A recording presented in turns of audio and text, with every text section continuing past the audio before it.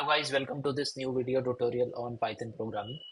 So in this video, we are going to see a very useful tool that I often use while coding in Python that is called as the Lambda function. So I am sure that if you are on this video, you must have heard at least about what Lambda function is, how they work. So in this video, we are going to see with the help of some examples how Lambda functions actually work.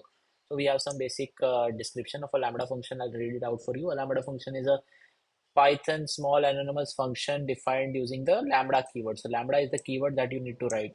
And lambda function can have any number of arguments, but it can have only one expression. That means the output of that arguments can be only one. And they are often used in small, simple operations. So this is the key. This is how you define a lambda function. So this is the arguments that you pass, and this is the expression. So let's check out this first example where we are actually adding two numbers. Okay, so we have defined a variable add lambda.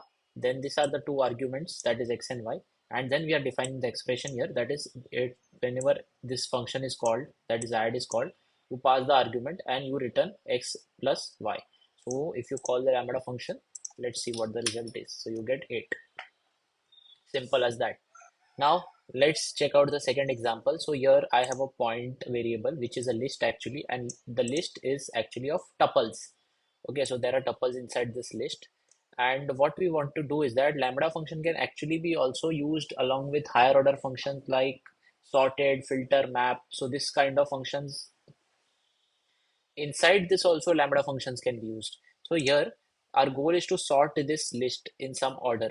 But in what order do you want to sort this list? So here we have the keyword in the sorted, and inside this we are giving that you sort it based on the lambda function which takes the argument, and the sorting parameter should be the first one, that is this one inside the tuple.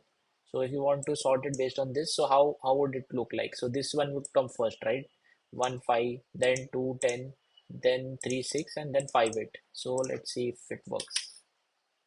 So yeah, it worked perfectly. So if you wanted to sort it on the second one, then you would have given the lambda function like this inside the key variable. So now 5 6 8 and 10. Then you can also use the lambda keyword lambda function inside the filter higher order function. So here what we are doing is that we have a list, and we are simply filtering out based on the lambda function which takes in every element as the argument, and it checks out whether that element is divisible by 2. If that is true, then it will filter out the numbers. So here you get the output like this, simple as that. You can also use the lambda function inside the map higher order function. So if you don't know about map is something which takes in a list or a tuple, and this higher order function will return the output exactly as same as the input length, but it will do some operations on it. So here we are mapping each and every element of this list with its square. So simple as that. We are just passing the numbers and using the map along with the lambda function list. So let's see how it looks. So you see now 1 4 9 16 25. So it has been squared. Simple. Now we also have, so we can also use lambda in key sorting. So if you want to sort it based on the length of the like the strings. So here we have a list of strings, and you want to sort it based on the length. So date would come first, then apple, then I think cherry, and then it would be banana. So what you can do is that inside the keyword, inside the sorted, inside the key, you pass in a lambda function, and based on what you want to sort it based on the length. So len x. So this is how the sorting takes place. Also, you can use lambda functions inside, like for doing simple calculations. So here we have a square root function. So we have this argument x, and we are just, the expression is math dot square root of x. And whenever you call this square root, simple as that, it will square it out.